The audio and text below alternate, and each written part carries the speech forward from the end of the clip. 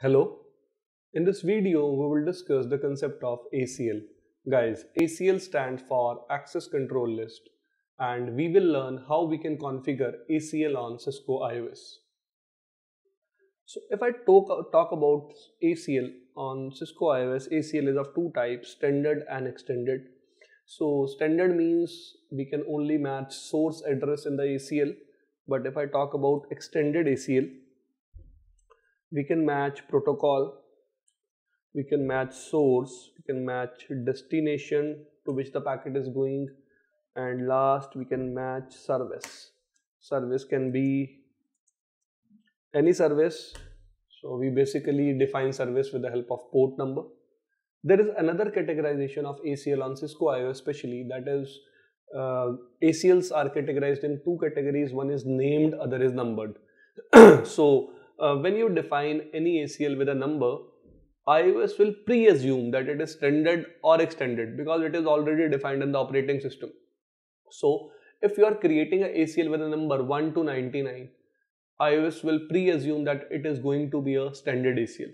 If you are configuring ACL from number 100 to 199, iOS will pre-assume that ACL will be extended, or you can say ACL is going to be extended. So first of all, I will show you that all communication is going on as no ACLs are applied in this network. So from this user, I will try to access the server. 2113, yes, I am able to access. Let me try to ping other computers also. 2111. So some packets will be dropped because of the R processing, but yes, the final result is successful. If from this user I try to ping the other computer on the LAN 2112, so again some packet drops will be there, but at the end we will be successful.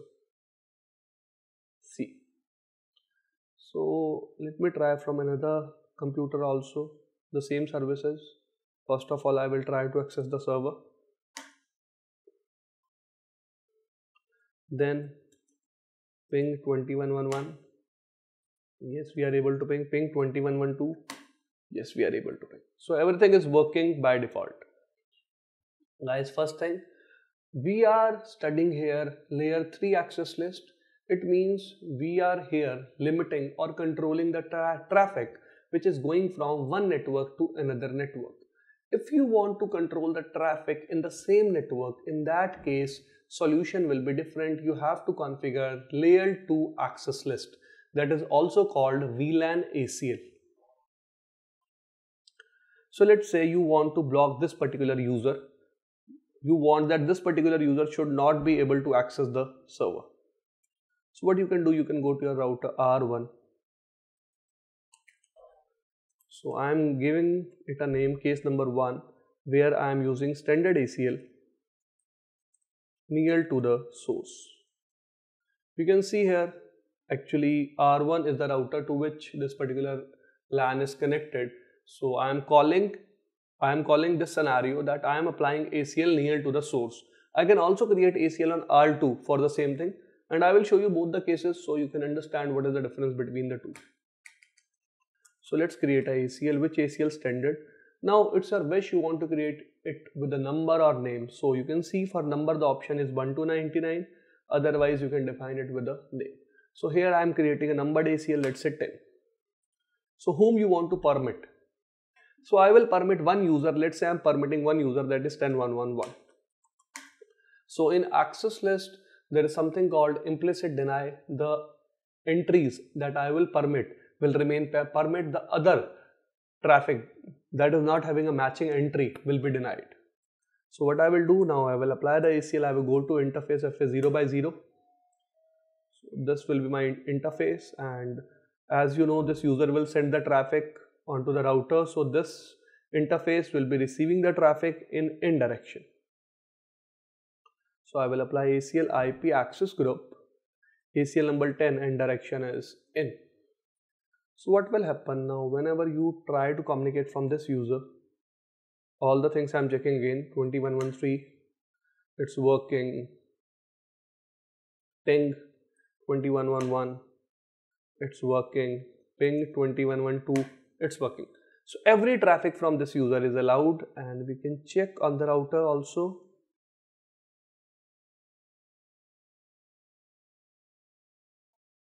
If you run the command show IP access list, so this is the command to check output of access list. So you can see this entry is matched and how many matches are there, 11 matches. But if we check the result of this user, first of all let's try to access the web page 2113. We are not able to access the web page. If we try to ping any of the LAN user 2111, we are not able to ping them also. So what we have done, we have restricted that source.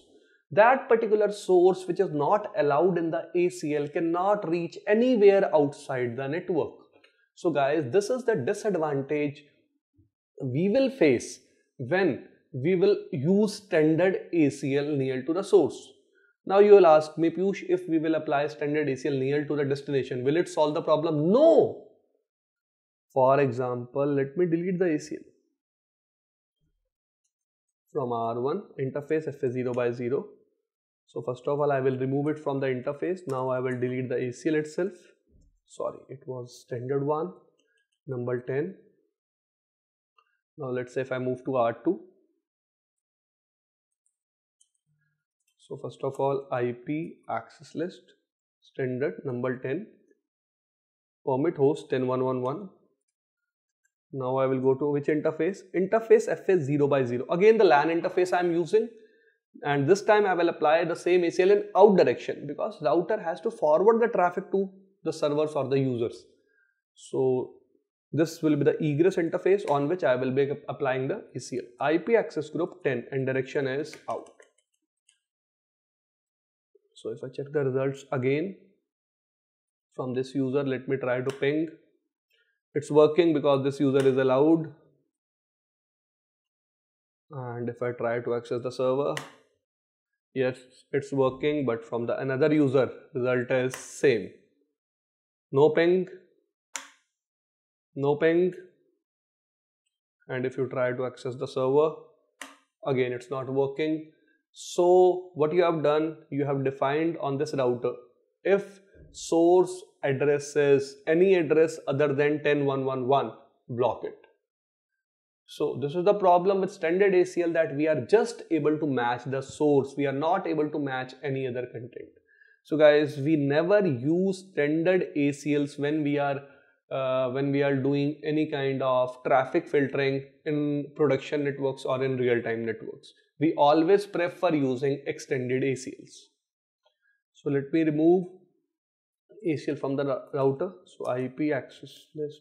Okay, first of all, let me remove it from the interface. No IP access list, standard 10.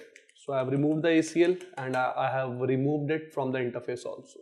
So conclusion is, if you are using a standard ACL, you are applying it near to the source or near to the destination.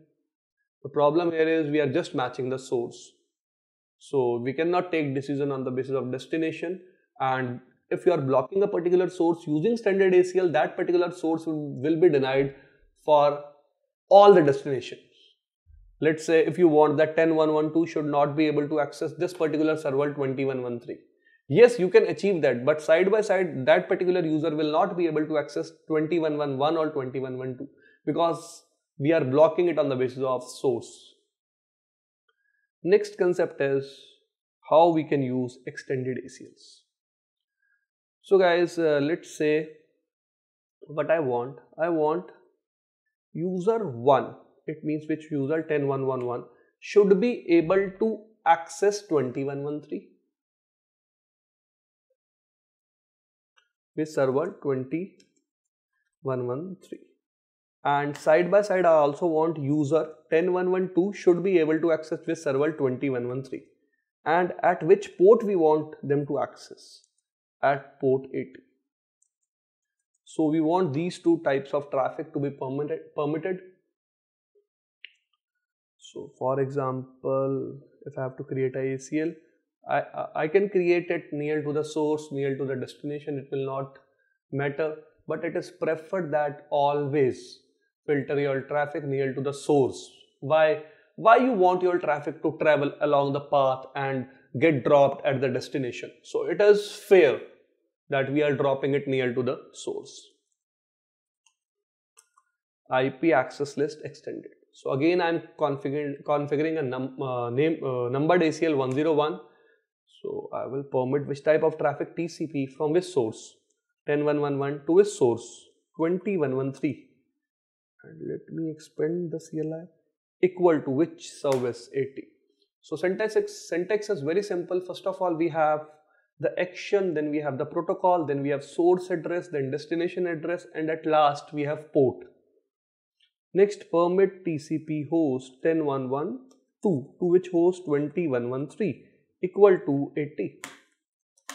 So I have permitted two types of traffic. Now I will apply this ACL on which interface? FA0/0 IP access group 101. Now we can see this user, or you can say both of the users are able to access the server. This is 10.1.1.2. Yes, he is able to access. This is 10.1.1.1. Yes, they are able to access. But both of the users cannot communicate with the other users because we have not specified that particular thing in the access list. So we can permit or deny traffic on the basis of source, destination, protocol, service according to our requirement. Let's say now I want to check this user is able, PC2 means 10.1.1.1 is able to ping 20.1.1.1 or not. It is not able to ping and traffic is denied by the ACL. First of all, let me show you the matches. Show IP access list. You can see here my ACL was matching. So only these two type of traffic will be allowed through the interface. All other type of traffic will be dropped.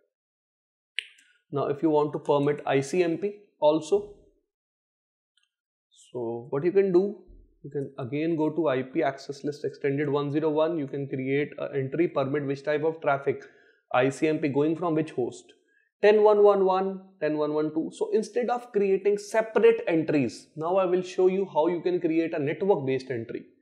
So I want that all hosts present in LAN 10.1.1.0 should be able to ping servers or users in LAN 20.1.1.0. So I will allow it like this.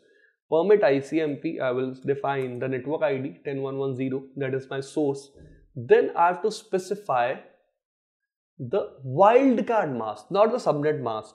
So subnet mask will be 255.255.250 and wildcard mask will be 0.0.0.255. So how you will calculate? It's very easy. For example, subnet mask is 255.255.255.0. When you have to calculate wildcard mask, you have to subtract 255 from every octet. So from first octet, if we will subtract 255, value will be 0. Same for second, same for third. And in fourth octet, when you subtract 255 from 0, you will get 255.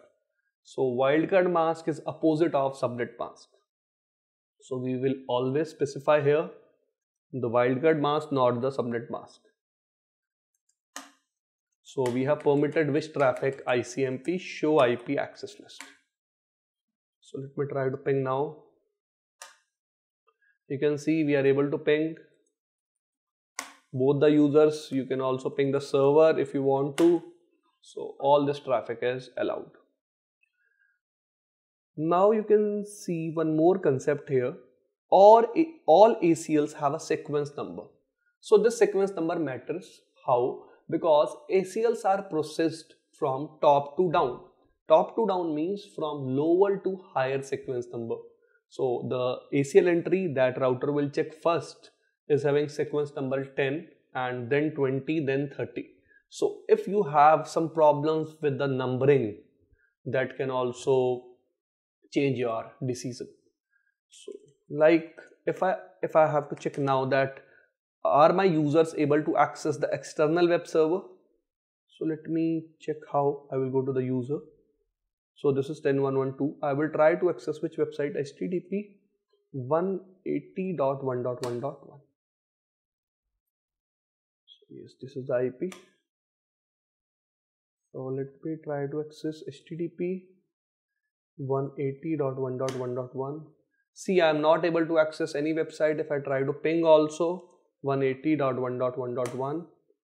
So actually the problem is this router is denying, 10.1.1.10 is denying. Why? Because of access list. Traffic is not defined in the access list. In the access list, we have just permitted traffic from user to the internal web server, not to external web server. So guys, we can use access list like this in real-time scenarios to define what type of traffic is allowed from which user to which server, from which server to which user, or what type of traffic you want to send to the internet. So guys, in this video, we have seen how you can use standard and extended access list. Thank you.